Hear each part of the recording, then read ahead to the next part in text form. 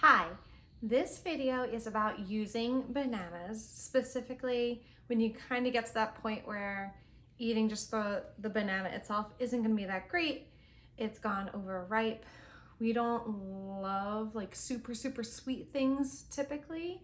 So once the banana starts to turn a little, we're not really apt to eat it.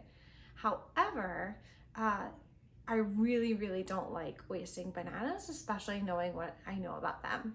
So what's really cool about bananas is they are not actually trees. So a lot of people think that they're banana trees, but really they're an herb, which I think is super cool. They grow in hot tropical environments, and way back at this point, probably like not that long ago. I don't know how long ago. Many years ago, I went to visit a friend who lived in Costa Rica, and they were telling us about how any fruit or really anything that is grown that it's high demand is actually really bad for the environment and the communities that they come from. And bananas is one of those things. And I know my family, we buy a lot of bananas. We try to buy a good range of fruits, but we are limited in what is even available in our grocery stores. And bananas are always available in abundance. My kids love them, so we end up buying a lot. However, when you are only growing one crop over and over again, growing them in abundance, it's really hard. You can't turn over your soil as much, and it's really hard on the environment, and it's really hard on those communities who are trying to make a living off of something like bananas. Especially, we tried some really cool fruits I hadn't even heard of in our country that they grow there. So anytime you can get diversity of fruits, it's really helpful. But for me, when we get bananas, I'm really like, we cannot waste these. So I know that the impact that they have on the environment, and we are going to use every last banana. So my favorite thing to do with them is to make banana bread. So in this video, it's going to show you how to make one of my favorite super easy banana breads that I originally had made in a way that wasn't vegan. So with egg, with regular butter. So I made the recipe vegan. It is still just as good, just as moist, maybe even a little bit better.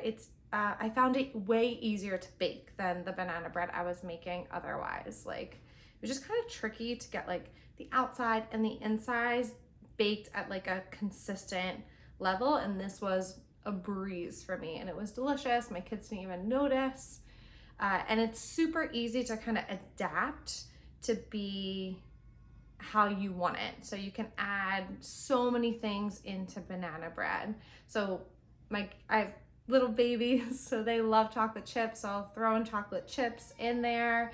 But you can put nuts in there. You can put anything you can kind of think of that would go with your banana bread. You can just throw it in and add to that. The other thing I really love about this is you can kind of adjust the sugar. So I put half a cup of sugar in ours, especially because we're often adding chocolate chips, which add that other level of sweetness. But if you like a sweeter banana bread, you can up it up to a cup to make it sweeter, or somewhere in the middle if you're kind of looking for that middle ground. The third thing I love about this is it's really easy. You can throw that banana in, mash it up, and then I just put all the other ingredients into one bowl and I mix it up. Doesn't matter the order. So you'll see in my video, I think I put like the baking soda in towards the end, and it doesn't matter. Just as long as you really mix it really well, it will bake just fine. So, you know, when you're busy, you see that banana on the shelf kind of going bad, grab it right before where it's, you know, overripe, extra sweet, easy to mash, throw it in, throw all the ingredients, and you have banana bread, and you don't waste that banana. The second thing I really love to do with bananas that are going bad, and I'm like, I don't know what to do with this banana, is just peel them really quick. I usually will cut them in half or something. If it's a really big banana, maybe into thirds, and I will throw them into a bowl. that I keep in my freezer. And then once I have a good amount in there, we throw it into the food processor and make banana ice cream. The kids love it. It tastes delicious. It is way healthier than regular ice cream, and obviously it's non-dairy, which is super great. And you can flavor this as in any way that you want. So sometimes we'll put in cocoa powder, and sometimes we'll put in peanut butter. So the options are really endless to what you can do there. So I'll show you one of those. A friend told me about this a few years ago, and I was like, this is the best thing ever. And again, it's super easy. Once they're frozen, you just throw them into the food processor and blend them until they are the consistency of ice cream, and it turns into the consistency of ice cream. It's crazy to me, but it's awesome. And again, you can make your favorite flavors. You can throw different candies in there, anything you want to use those bananas. So again, if we all, obviously it's really hard to not make an environmental impact. I really think it's important to know the impact that we are making.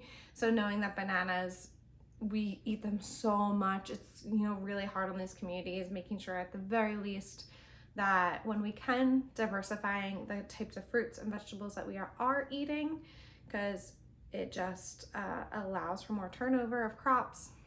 And then two, not wasting them when we do have them, so that we at least make good use of these products that sometimes are hard on the communities because we love them so much. So hopefully these are a couple of things to do with your bananas. Thanks for listening.